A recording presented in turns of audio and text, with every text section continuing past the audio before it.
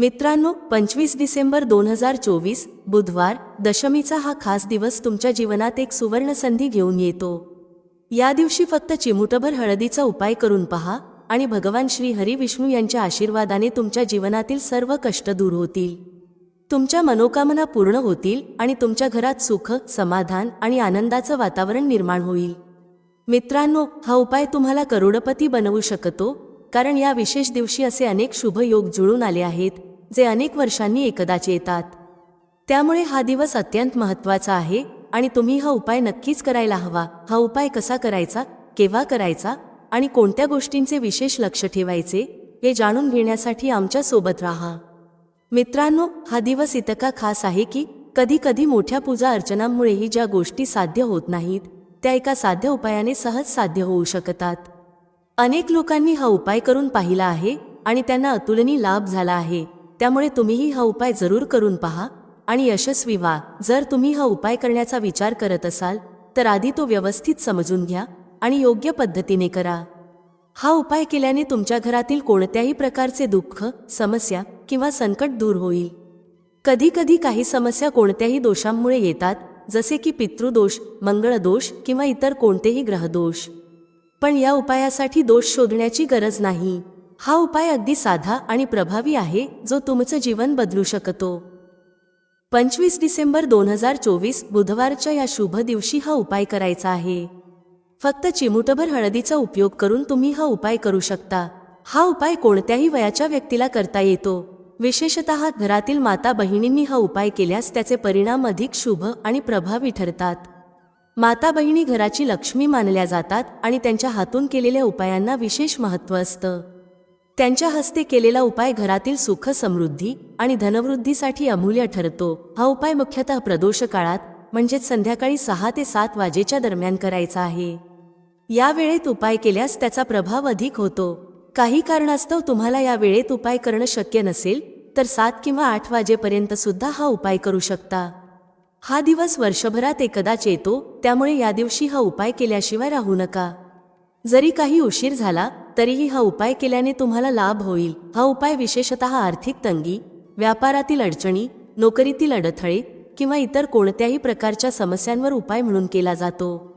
जर तुम्ही खूप प्रयत्न करूनही यशस्वी होत नसाल, नुकसान होत असेल किंवा जीवनात संकट येत असतील तर हा उपाय तुम्हाला सकारात्मक ऊर्जा आणि यशस्वी होण्यासाठीचा मार्ग दाखवेल। हळद ही भगवान विष्णूंची प्रिय वस्तू आहे। ती केवळ औषधीय गुणांनी समृद्ध नसून धन आणि समृद्धी आकर्षित करण्याची अद्वितीय क्षमता तिच्यात आहे। हळदीच्या उपायाने तुमचं जीवन सुख समृद्धीने भरून जाईल। भगवान विष्णूंची कृपा तुमच्यावर आणि तुमच्या कुटुंबावर सदैव राहील। हळदीचा हा साधा उपाय तुमच्या जीवनात आनंद, समाधान आणि आर्थिक स्थैर्य घेऊन येईल। या दिवशी हळदीचा उपाय केल्यास तुमच्या कुंडलीतील बृहस्पती ग्रह मजबूत होतो। बृहस्पतीचा प्रभाव वाढल्याने धन, यश आणि सौभाग्य तुमच्या आयुष्यात येतं। जेव्हा बृहस्पती मजबूत असतो तेव्हा पैशाची कधीही कमतरता राहत नाही। जीवनात तुम्ही सतत प्रगती कराल आणि यशस्वी व्हाल। 25 डिसेंबर 2024 बुधवार दशमीचा हा शुभ दिवस आहे। भगवान विष्णूंच्या कृपेने हा दिवस तुमचं जीवन सुखाने भरून टाकू शकतो। त्यामुळे हा चिमूटभर हळदीचा उपाय करून पहा आणि स्वतःच्या आयुष्यात सकारात्मक बदल घडवून आणा। चला, पहिल्या उपायाची चर्चा करूया। पहिला उपाय सांगते, तो केल्याने धन संपदा तुमच्या घरात येईल, सुख समृद्धीत वाढ होईल आणि तुमच्या घरात इतक्या वेगाने पैसा येईल की तो सांभाळणे अवघड होईल। कारण येथे थेट श्री हरी विष्णूंना प्रसन्न करता येते आणि जसे तुम्ही श्री हरी विष्णूंना प्रसन्न करता, माता लक्ष्मी तुमच्यावर तत्काळ प्रसन्न होते। श्री हरी विष्णूची कृपा मिळवणे म्हणजे माता लक्ष्मीची कृपा आपोआप मिळणे। तर करायचे काय? बुधवारच्या दिवशी प्रयत्न करा की पिवळ्या रंगाचे वस्त्र परिधान करा। जर पिवळे कपडे नसतील तर हलके रंग जसे की पांढरा किंवा गुलाबी रंग परिधान करू शकता, परंतु दशमीच्या दिवशी पिवळा रंग सर्वोत्तम मानला जातो। हळदीचा कोणता उपाय करायचा आहे ज्यामुळे तुमचे भाग्य चमकेल, झोपलेले नशीब जागेल आणि तुमच्या हातात रातोरात पैसा येऊ लागेल? तुम्हाला वाटलेली हळद घ्यायची आहे। दशमीच्या दिवशी स्नान वगैरे केल्यानंतर वाटलेल्या हळदीमध्ये थोडेसे पाणी टाकून त्याची घट्ट पेस्ट बनवायची आहे। आता सर्वप्रथम तुमच्या घराच्या मंदिरात बसा, श्री हरी विष्णूंसमोर एक देशी तुपाचा दिवा लावा। जी हळदीची पेस्ट तुम्ही तयार केली आहे त्याचा तिलक श्री हरी विष्णूंना लावा. हळदीचा तिलक लावल्यानंतर श्री हरी विष्णूची पूजा अर्चना करा, जशी तुम्ही नेहमी करता. त्यानंतर हळदीचा तिलक तुमच्या कपाळावर आणि मनगटावर लावा. श्री हरी विष्णूंना प्रार्थना करा की माझे भाग्य चमकवा, माझे नशीब जागवा आणि तुमची कृपा माझ्यावर बरसा. इतके म्हणा आणि लक्षात ठेवता आले तर हा मंत्र म्हणा, ओम नमो भगवते वासुदेवाय नमः. बस इतकेच बुधवारच्या दिवशी करा. हळदीच्या या उपायाने श्री हरी विष्णूची कृपा मिळू लागेल आणि तुमचे सर्व काम होऊ लागतील. जितकीही अडचण तुमच्या कामात येत आहे ती अडचण दूर होईल. पैसा तुमच्या घरात रातोरात येऊ लागेल जसेच तुम्ही या उपायाला प्रारंभ कराल. सर्वप्रथम जर तुमच्या घरात किंवा आजूबाजूला कुठेही नकारात्मक ऊर्जा किंवा वाईट शक्ती असेल तर ती लगेच दूर होईल. जिथे हळद असते तिथे अशा गोष्टी थांबत नाहीत. तिसरी गोष्ट म्हणजे नजर दोषही दूर होईल. आणि जसे हळदीचा हा उपाय कराल तुमच्या कुंडलीत बृहस्पती खूपच मजबूत होईल. तर जीवनात सुख, समृद्धी, धन, वैभव सर्व काही तुम्हाला खूपच सोपेपणे मिळेल. हळदीचा हा उपाय अत्यंतच उत्तम आहे. ज्यांनी हे केले आहे त्यांना याचा लाभ मिळालाच आहे. ज्यांनी नाही केले त्यांनी हे प्रत्यक्ष करून पाहावे आणि स्वतः त्याचा चमत्कार अनुभवावा. फक्त खरी श्रद्धा ठेवून हा उपाय करावा. तर पहिला उपाय झाला. आता दुसऱ्या उपायाबद्दल बोलूया. बघा, दुसरा उपाय त्यांच्यासाठी आहे ज्यांच्या हातात पैसा टिकत नाही. जे म्हणतात की धनाची बर्बादी होत आहे, पैसे मिळवण्यासाठी खूपच त्रास होत आहे, फिजूल खर्च खूप होत आहे. तर बुधवार दशमीच्या दिवशी तुम्ही हा दुसरा उपाय हळदीने करा. यामुळे फिजूल खर्च पूर्णपणे थांबेल, घरात पैसा येईल, राहील, टिकेल आणि धन संपदा तुमच्या घरात कमी होणार नाही. दिवसागणिक तुमच्या घरात पैसा आणि धन संपदा वाढतच जाईल. आता बघा, आपण आधीच सांगितले आहे की हळद पैसा ओढण्याचे आणि धन वाढवण्याचे कार्य करते, कारण हळद खूपच शुभ असते. हळद श्री हरी विष्णूंशी संबंधित आहे म्हणून ती धन वाढवतेच. तुम्ही पाहिले असेल की श्री हरी विष्णूच्या पूजनात हळद घेतलीच जाते. हळदीशिवाय कुठे ना कुठे त्यांचे पूजन अपूर्ण राहते. आता तुम्हाला थोडीशी हळद घ्यायची आहे, त्यात थोडेसे पाणी टाकून त्याचा थोडा पातळ पेस्ट करायचा आहे. जास्त घट्ट नाही, थोडा पातळच करायचा आहे. आता या हळदीच्या पाण्याचा शिडकावा तुम्हाला तुमच्या संपूर्ण घरात करायचा आहे. जितकेही रूम्स, अंगण, ओटा आहे, सगळीकडे हळदीच्या पाण्याचा शिडकावा करायचा आहे. शिडकावा करताना मनात असा विचार करायचा आहे की आता माझ्या घरात सर्व बाजूंनी पैसा येईल, धनाची वर्षा होईल, कारण आता श्री हरी विष्णू माझ्यावर प्रसन्न आहेत, असे तुम्हाला विचार करायचे आहे. बघा, जेव्हा तुम्ही हळदीचा हा उपाय कराल, श्री हरी विष्णूचे ध्यान कराल आणि हळदीच्या पाण्याचा शिडकावा कराल, तर तुमच्या घरात कोणताही दोष किंवा नजर दोष तात्काळ दूर होईल. पैसा जो कोणत्या तरी दोष किंवा नकारात्मक ऊर्जेमुळे येत नव्हता, आता येऊ लागेल. जसेच हा उपाय तुम्ही कराल, पाहाल की पैशाची कमतरता कधीच भासणार नाही. पैसा सतत तुमच्या घरात येईल, धनाची वर्षा होईल, श्री हरी विष्णूची कृपा बरसेल आणि महालक्ष्मीची कृपाही बरसेल. हा हळदीचा उपायही अत्यंत उत्तम आहे. तो नक्की करायला हवा. आता बघूया की हा उपाय कोणत्या वेळेस करायचा आहे. हळदीचा हा उपाय तुम्ही कधीही करू शकता. सकाळ, संध्याकाळ, दुपार, कधीही हा उपाय केला जाऊ शकतो. तर 2 उपायांबद्दल बोलून झाले. आता तिसऱ्या उपायाबद्दल बोलूया, जो हळदीशीच संबंधित आहे. बघा, तिसरा उपाय तुम्हाला सांगणार आहोत, हा तुमच्या भाग्याला संपूर्ण साथ देईल. भाग्य मजबूत होईल, तुमच्या कुंडलीत बृहस्पती अत्यंत उत्तम होईल. त्यानंतर तुम्हाला तुमच्या जीवनात सर्व काही मिळेल. धन, यश, वैभव, सुख, समृद्धी सर्व काही तुमच्या जीवनात आपोआप येऊ लागेल. तुम्हाला कधीच विश्वास बसणार नाही की कसा तुमच्या जीवनात हा चमत्कार होत आहे. तुम्हाला काय करायचं आहे? तुम्हाला इथे गाठ असलेली हळद घ्यायची आहे. गाठ असलेली हळद कुठे मिळेल? सामान्यतः ती तुम्हाला अनेक दुकानांमध्ये मिळेल, जिथे राशन वगैरे सामान मिळतं, नाहीतर पूजापाठाचं सामान जिथे मिळतं तिथे तर मिळेलच. तर पिवळी हळदीची गाठ घ्या आणि तिची माळ बनवा. आता रेडीमेड माळाही मिळते हळदीची, तुम्ही रेडीमेड सुद्धा घेऊ शकता. बुधवारच्या दिवशी हळदीची माळ तुमच्या घराच्या मंदिरात श्री हरी विष्णूंच्या जवळ ठेवावी किंवा टांगावी. फक्त बुधवारच्या दिवशी हा उपाय करा, सकाळी किंवा संध्याकाळी. जसेच माळेचा हा उपाय कराल, पैसा इतक्या वेगाने वाढेल की तुम्ही कल्पना देखील करू शकणार नाही. जसे उपाय करता हळदीची माळ बुधवारच्या दिवशी तुमच्या घराच्या मंदिरात टांगता, असे समजा की सर्व प्रकारचे सुख तुम्हाला मिळतं. आता हळदीची माळ टांगायची कशी? तुम्ही ती कपड्यात बांधून टांगू शकता किंवा तशीच टांगू शकता। तर आजच्या व्हिडिओमध्ये हळदीचे असे उपाय तुम्हाला सांगितले गेले आहेत। हे योग्य पद्धतीने आणि पूर्ण श्रद्धेने करा जसे आम्ही सांगितले आहे।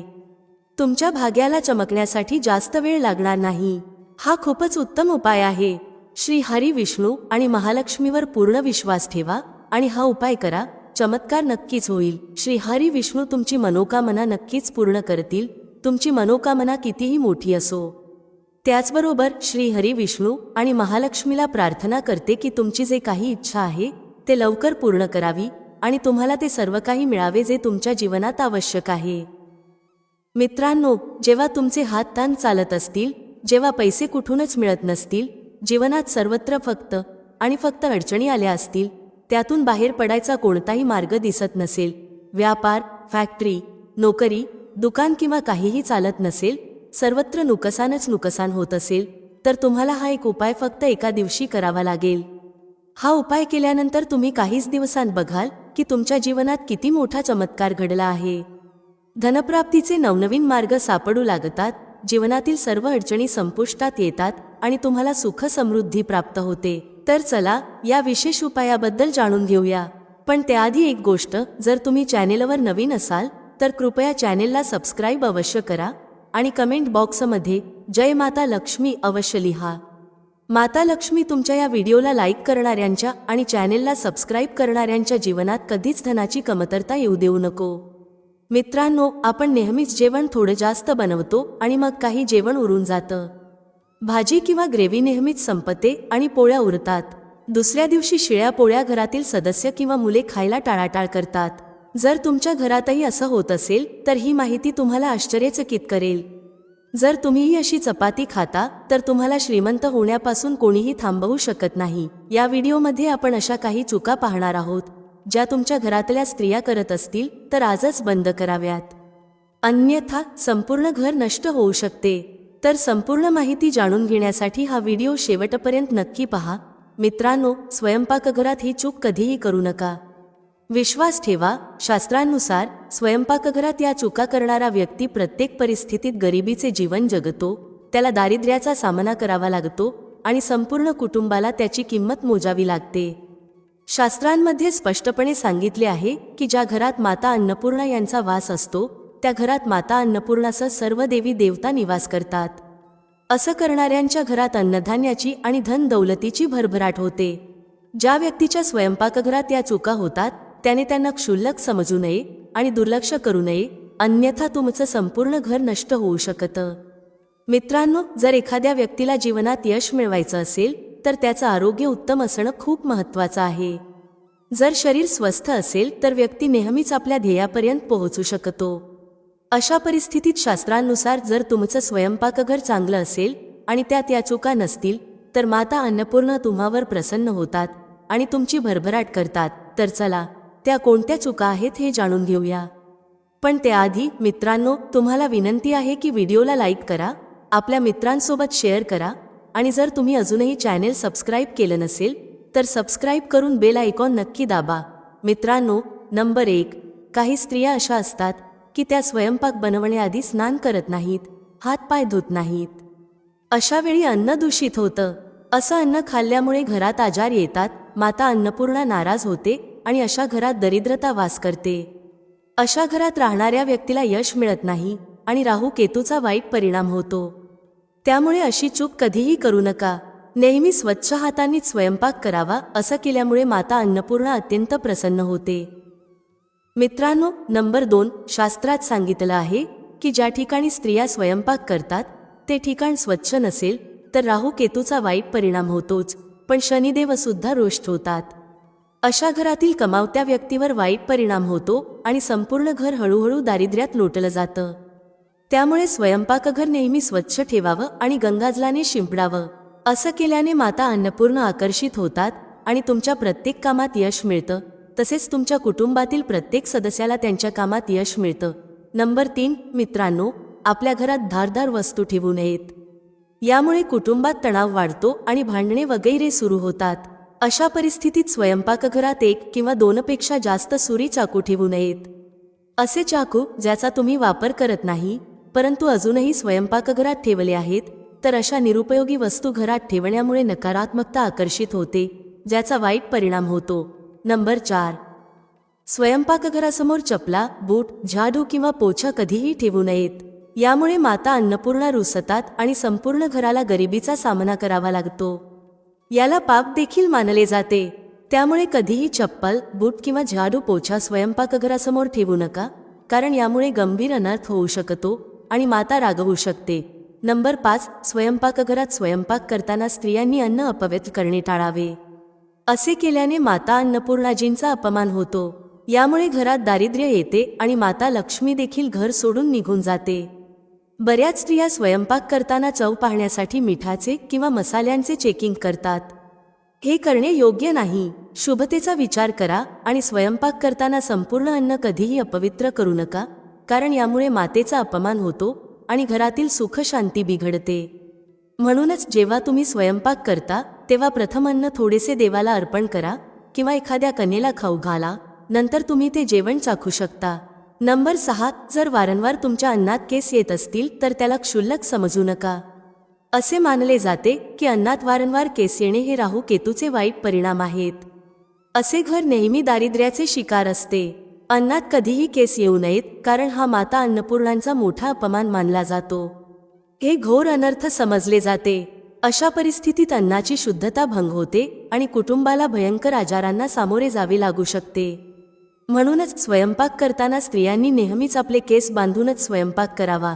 मित्रांनो, वास्तुशास्त्रानुसार काही वस्तू अशा आहेत ज्या स्वयंपाकघरात अजिबात ठेवू नयेत. त्यांना ठेवल्यामुळे समस्यांमध्ये वाढ होते.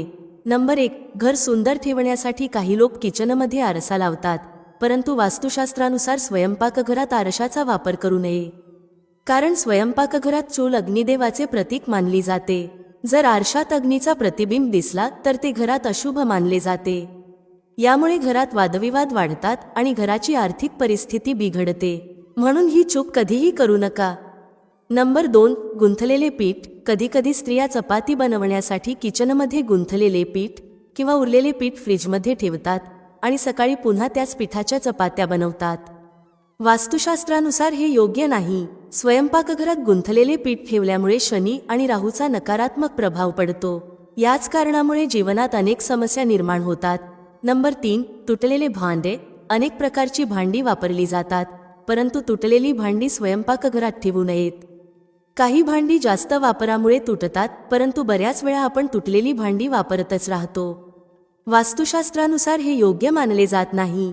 स्वयंपाकघरात कधीही तुटलेल्या भांड्यांचा वापर करू नये, कारण यामुळे कुटुंबातील सदस्यांमध्ये मतभेद वाढतात.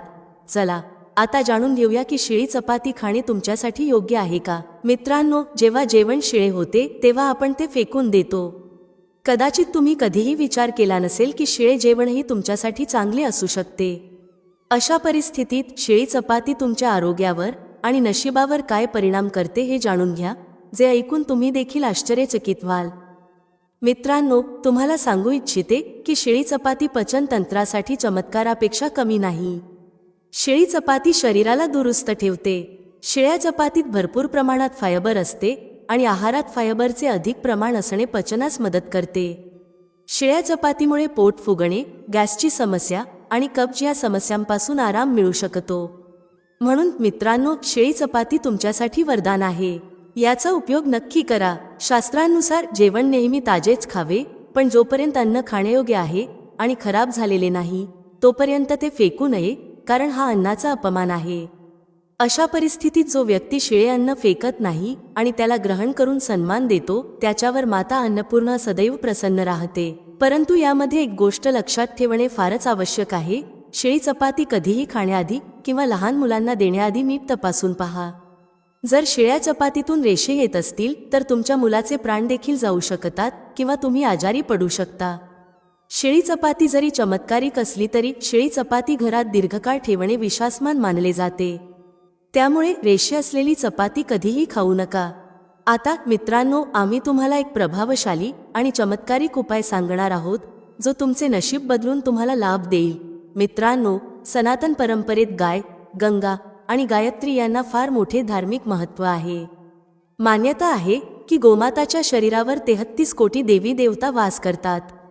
गोमातेची पूजा करणाऱ्या व्यक्तीवर या सर्व देवी देवतांची कृपा होते.